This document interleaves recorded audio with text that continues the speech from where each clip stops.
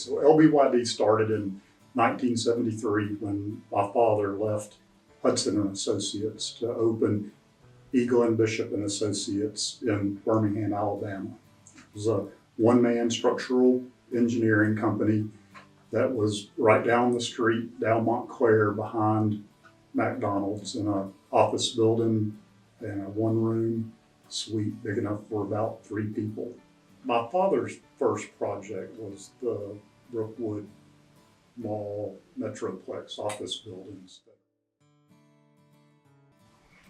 He worked by himself for about 3 years and then met Chuck Lane and Robert Hodnett, who had their own structural engineering company when they joined forces and became Lane Bishop Hodnett, or LBH. I started riding to work with my father when I was 15 and doing general office work things with him. When I turned 16, I started coming in on my own after school and on weekends, continuing to do those general office work duties. And then they got in a bind on a project and wanted to see if I could help draft, and sat me down with a piece of paper, asked me to do my ABCs and 1, 2, 3s for a little while. It came back and decided that it looked fine, so they actually put me to work filling out beam schedules on the job. And then I went to school. During school, I took another job. So for about 4.5 years, I worked at another engineering company here in Birmingham while I was going to UAB to school. Then Lane Bishop Hodnett wanted me to come back as a drafter while I was in school. So I came and interviewed with Robert and Chuck, and they hired me about the same time that they hired Jim Delahaye and Dale York as new structural engineers straight out of school, and who later became partners, and the name changed to Lane Bishop York Delahaye. Robert Hodnett left to go to Huntsville. He had a lot of clients up there and made a decision that he just wanted to work from a Huntsville location. So the company transformed from Lane Bishop Hodnett to Lane Bishop York and Delahaye, which is the acronym today, is LBYD. When I was in graduate school at Auburn, I had heard about LBYD. Actually, it was called Lane Bishop York and Delahaye back then. And I knew they were, at that time, just a structural engineering firm. And so I had interviewed with them, interviewed with several other companies, got several offers, but I just really enjoyed meeting Mr. Bishop and Mr. York and Mr. Delahaye. Kind of had a good small firm feel.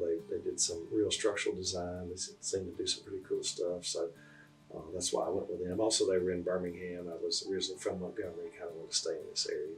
But Glenn Bishop and Dale York both I would consider mentors, worked on a lot of projects with them, learned a lot about them, just on how to treat people and servicing clients, doing the right thing. Obviously, we wanted to be profitable and grow the firm, but really just doing the right thing and spending as much time as we need to make sure our projects were serviced is one of the main things I learned from them.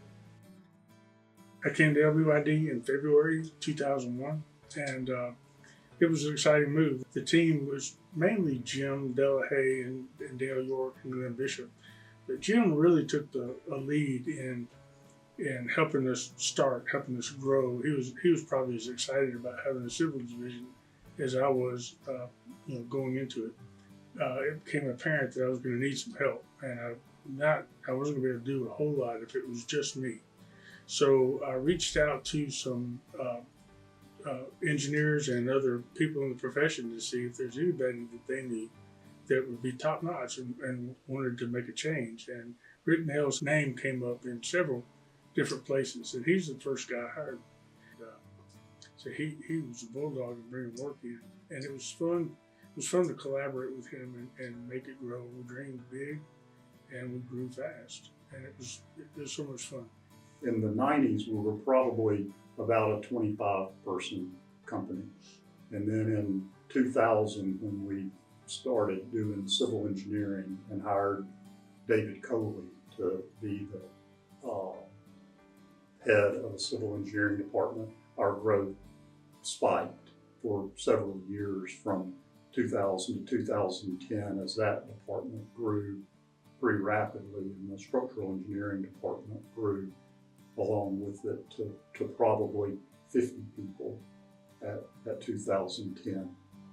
And then we steadily grew to 100 people plus between 2010 and 2020.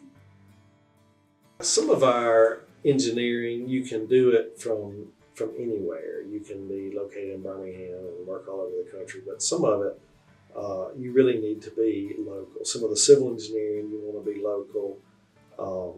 It's easier to develop relationships, in a community when you have people there. You get involved in the community, your clients, you're seeing them at church, at Little League, out to dinner, whatever.